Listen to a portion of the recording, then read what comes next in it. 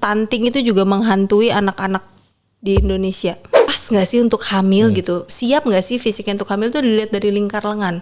Lingkar lengannya itu tidak boleh kurang dari 23,5. Mempersiapkan segala sesuatunya sebelum si baby itu ada, sebelum si baby itu istri hamil gitu ya. Buat cowok-cowok nih tips ya, pengalaman, kalian harus segera cek asuransi kantor kalian itu cover seberapa banyak.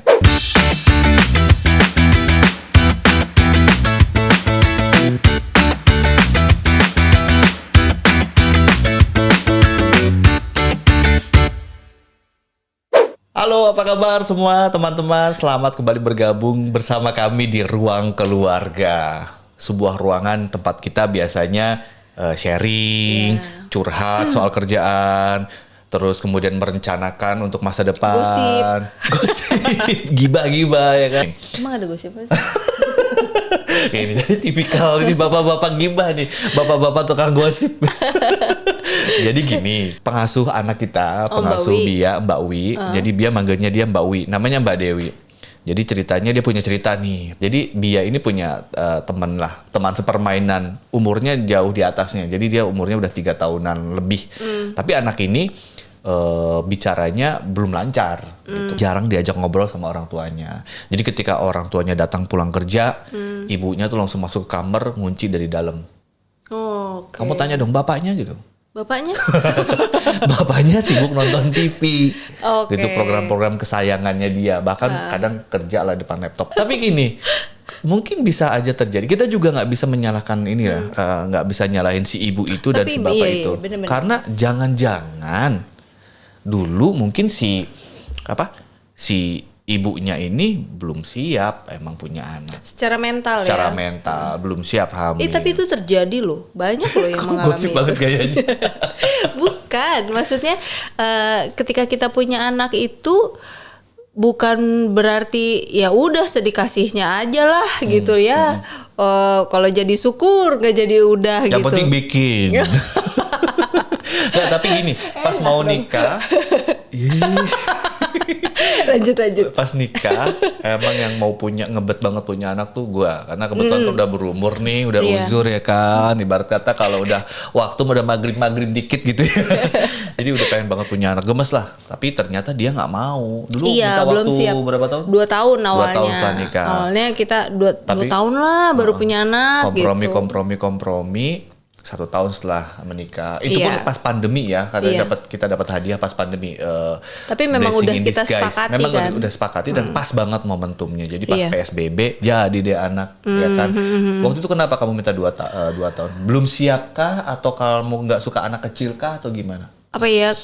Kalau aku tuh orangnya tuh sebelum memulai fase kehidupan yang Apapun maksudnya itu. yang kayak misalnya sebelum menikah, oke, prepare dulu secara mental. Iya, setelah menikah ada berbagai keterbatasan yang harus kita hadapi gitu.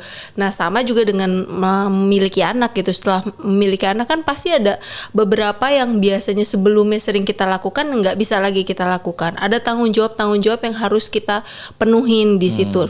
Nah, itulah makanya Mempersiapkan ekosistem untuk ekosistem, anak juga betul. ya. Mulai dari tempat tinggal yang baik, kemudian adaptasi aku terhadap kehidupan bareng sama dia udah smooth dulu gitu, jadi udah nggak terlalu banyak cekcok dan lain sebagainya. Jadi makanya waktu itu memang butuh waktu 2 tahun lah, cuman ternyata dia mau cepet kan, ya udah kita cari jalan tengah tuh 1 tahun gitu. Nah, kalau kamu sendiri, Sebentar. Apa? Kamu kan bilang nunggu siap dulu segala macam. Pasti ada orang tua misalnya dia mungkin lagi nonton program ini, program. Ya kalau nunggu siap mah kagak ada yang siap, Neng. ada gitu. kok, ada. Ya kan? Ada waktunya di mana kita tuh siap gitu loh. Dan emang harus siap gitu. Karena kalau misalnya nggak siap yang kayak tadi lagi gitu loh. Makanya kita persiapkan gitu. Iya, memang harus disiapin. Nah, kalau kamu sendiri pernah nggak sih sebelumnya tuh terbayang punya istri hamil kayak apa? Enggak. Jadi memang ya cuman manis-manisnya aja aku lihat di teman Lucu hamil gitu. Ih, gitu ya. Bumil katanya cantik, lucu, perutnya endut-endut gitu ya kan. Karena kan kita nama bujangan ya, cuman kadang-kadang ngeliat temen atau misalnya saudara gitu kayaknya ya seneng-seneng aja punya anak gitu. Ternyata Bapak Ibu banyak hal yang nggak saya bayangkan sebelumnya. Ternyata nih ibu hamil itu seswing itu moodnya. Ini dia nih. Ternyata walaupun beda-beda ya. Beda-beda. Dia tuh hamilnya waktu itu memang sangat luar biasa sulit. Jujur sulit banget, muntah 3 kali sehari. Sehari sampai 5 bulan. Sampai 5 bulan. Udah gitu, udah mah pandemi ya kan. Dia ngidam apa tuh cendol warna pink. Nyari di mana coba? Sampai lahiran nggak dapet pemirsa. Terus coba tolong. Ternyata ibu hamil tuh selemah itu gitu kan. Itu tadi mood lah yang paling memang membuat menguras energi dan kesabaran dari kita suaminya ya. Terus udah gitu ternyata soal ASI pun itu ibu hamil itu sangat bergantung juga sama suami gitu loh. Kalau suaminya berdebah, biadab gitu kan, bisa aja jadi ASInya banyak pikiran, ASInya jadi seret ASInya gitu. jadi seret. Nggak di apa pijat oksitosin juga ASInya jadi nggak tidak disayangi maksimal. gitu ya. Jadi tidak maksimal. Ternyata kok begini gitu loh. Ternyata kalau udah orang mau hamil tuh ternyata kolesterolnya tinggi gitu. Nggak tahu terus harus dampingin ke waktu itu akhirnya memang kita putuskan untuk dampingin terus ya ke dokter tuh banyak banget ternyata yang perlu dipertimbangkan yang gitu ya dan belum pernah sebelumnya ngelihat bayi newborn tuh nggak pernah.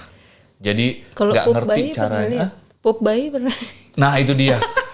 Dia tuh paling ini banget kayak. Jadi kalau ponakan gemes gitu sama ponakan anak kecil, tapi pas dia pup gue pasti kabur. Nah Bia pun sampai setahun lebih pas mbaknya yang pertama pulang ada jeda kita ngurus bareng-bareng, barulah saat itu tangan saya pemirsa menyentuh yang namanya pup. Anak tuh baru pertama tuh setelah 1 tahun. Itu pun ternyata jadi orang tua tuh nggak indah terus, nggak enaknya terus gitu.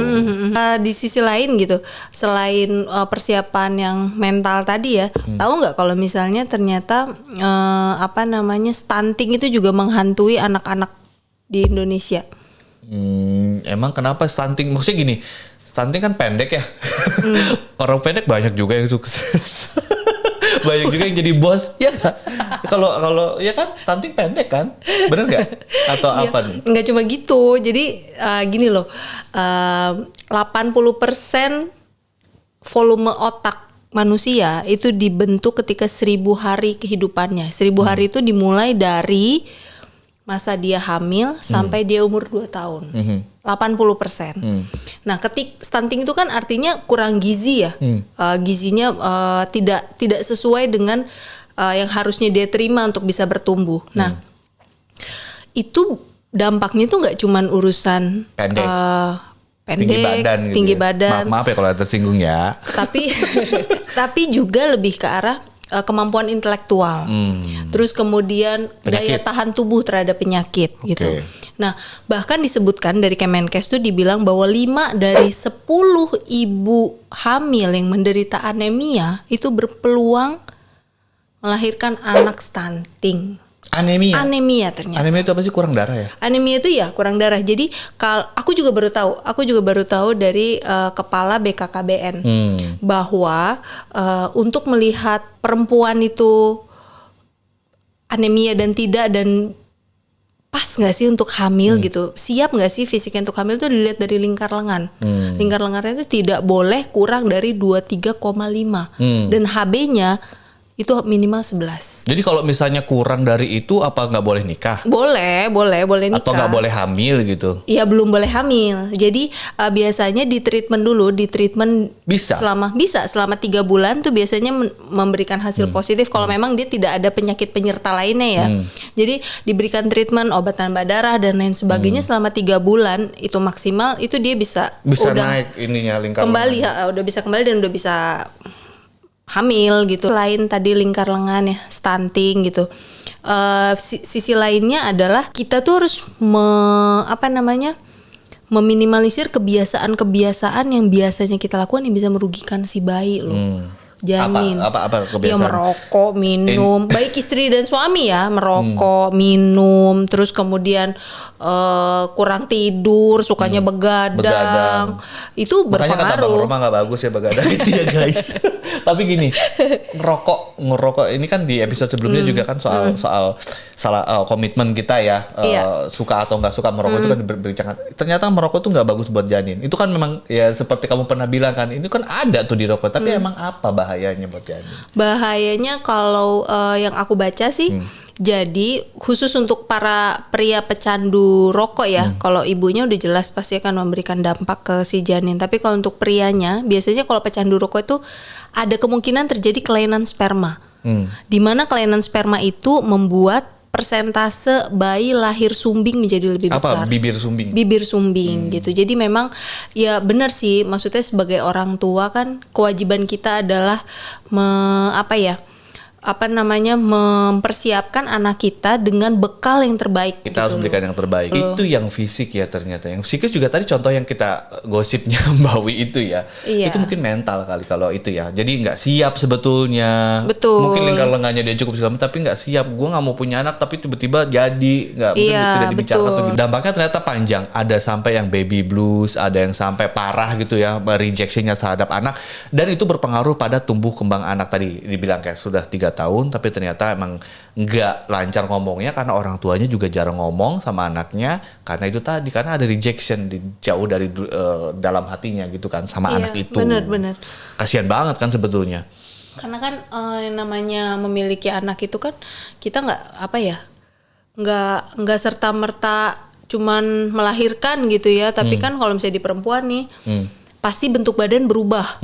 Gitu kan, hormon berubah. Hormon tuh mempengaruhi ya tadi kan mood, bisa jadi gampang marah-marah, bisa jadi gampang nangis, bisa jadi frekuensi berhubungan badan jauh berkurang. Ini bapak-bapak biasanya kan punya tuntutan lebih di itu ya. Itu jadi banyak juga yang kan akhirnya setelah ketika hamil istrinya suaminya juga selingkuh. Ada juga banyak kasus seperti itu gitu kan. Karena memang kebutuhan ada tapi mood istri tidak bagus untuk itu. Betul, gitu. Makanya memang di awal tuh baik pihak laki-laki maupun pihak perempuan tuh harus tahu konsekuensi.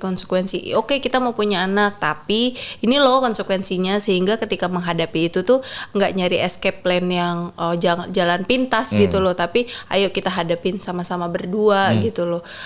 Jalan tengahnya gimana? Kayak misalnya tadi soal berhubungan badan, ya memang dikasih tahu ke si laki gitu loh. Kalau perempuan hamil tuh ada yang memang libido meningkat tajam ya, ada juga yang enggak gitu. Jadi memang beda-beda dan itu memang harus dijalanin bersama sih ya. Oke, kembali soal mempersiapkan ekosistem, mempersiapkan segala sesuatunya sebelum si baby itu ada, sebelum si baby itu istri hamil gitu ya. Buat cowok-cowok nih tips ya, pengalaman kalian harus segera cek asuransi kantor kalian itu cover seberapa banyak. Itu penting jauh sebelum hamil mungkin ya, jauh sebelum hamil ya. Iya, jadi benar. itu untuk tahu seberapa banyak uang yang harus kita prepare di luar asuransi yang ditanggung oleh perusahaan. Termasuk worst case-nya ya. Termasuk worst case-nya misalnya ternyata nanti sesar kan ada rate-nya sendiri. Tapi kan sesar ada turunannya biasanya. Kena infeksi lah pasca sesar. Terus kemudian ada sakit-sakit lainnya gitu, apalagi pas COVID kan ada demamnya, ada apa misalnya takut sensitif terhadap virus dan lain-lain, itu harus diperhitungkan. Jadi jauh-jauh hari lah udah mulai tuh intip-intip kira-kira benefit dari asuransi dari kantor tuh berapa sih gitu. Iya, supaya itu kita penting. tahu nanti bulanannya harus nabung berapa gitu. Jadi kalau kita kebetulan tuh konsep keuangannya adalah kalau bisa kebutuhan kita tuh jangan mengurangi pokok tabungan kita, nambah justru malah bagus ya. Jadi makanya misalnya ke depan kita kan menghadapi lahiran misalnya atau hamil, kita rinci dulu nih kira-kira biayanya berapa, terus kemudian kira-kira yang bisa di-provide kantor berapa, yang harus kita siapkan berapa, dana cadangannya berapa. Nah itu kemudian dibagi dalam misalnya 9 bulan, karena biasanya kan hamil 9 bulan. Nah itu per bulannya kita harus sisihkan berapa. Nah itu hal-hal seperti itu tuh perlu untuk teman-teman supaya ketika menghadapi melahirkan terus nggak dadakan kitanya siap secara mental, secara fisik, juga secara finansial gitu. Ekosistemnya juga ready. Secara mental juga nanti kita tidak ada penolakan terhadap anak. Kasihan loh, sangat kasihan kalau misalnya tadi kita ingat ke ceritanya gosip-gosipnya Mbak Wi. Karena apa guys, perlu kita garis bawahi bahwa keluarga itu bahasa Inggrisnya family is not important but family is everything gitu ya. Jadi bukan hanya penting tapi family adalah segalanya, keluarganya adalah segalanya, karena dari keluargalah lahir pemimpin, bisa juga dari keluarga tuh lahir penjahat, bisa juga dari keluarga tuh lahir generasi yang memang unggul, yang kompetitif, bisa juga lahir keturunan yang maaf gitu ya, mengalami kemunduran tidak sesuai dengan visi atau keinginan dari keluarga. Bahkan nih, gue punya cerita guys, gue pernah liputan waktu masih jadi wartawan ke sebuah desa. Ini di desa ini dijuluki desa idiot. Maaf namanya idiot karena memang banyak kalangan memberikan istilah itu. Karena ratusan orang di desa itu dari usia sekitar 40 ke atas itu keterbelakangan mental. Kasian. Karena ternyata satu desa itu di zaman dahulu sempat kekurangan gizi. Oke. Jadi zaman dahulu berarti dampaknya itu panjang. Sekarang tuh mereka tuh udah ada yang 50 tahun, 45 tahun, dan ada yang udah meninggal. Generasi berikutnya gitu. Jadi itu tadi persiapkan segala sesuatunya dengan sangat-sangat matang. Jangan pengen guradak-guruduk pengen punya anak, bikin ya kan. Tapi kita tidak memikirkan kita siapinnya. Tapi juga jangan terlalu perfeksionis mempersiapkan segala sesuatu sampai akhirnya nggak terlaksana juga ada juga, jangan sampai momentumnya juga lewat gitu. Betul. Jangan sampai, ya intinya ya namanya hidup itu kan mencari titik seimbang ya teman-teman. Bagaimana caranya kita sebagai manusia berikhtiar melakukan usaha kita, apa yang bisa kita usahakan, apa yang bisa kita perhitungkan, kita hitung dan usahakan. Tapi ya sisanya juga ada hal-hal yang nggak bisa di luar kemampuan kita, ya berserah sama yang di atas gitu loh. Sisanya ya kita berdoa gitu loh, ikhtiar dan berdoa gitu sih. Mamah dedehnya keluar lagi. Itulah kenapa ada ruang keluarga ya. Ruang keluarga itu adalah segalanya, dan ruang keluarga itu juga segalanya buat kita untuk berdiskusi banyak hal. Makanya tetap stay tune di channel ini di Ruang Keluarga, karena episode berikutnya kita juga akan segera kembali dengan berbagai macam pembahasan yang mungkin mudah-mudahan bermanfaat untuk kalian. Sampai jumpa di episode berikutnya. Dadah.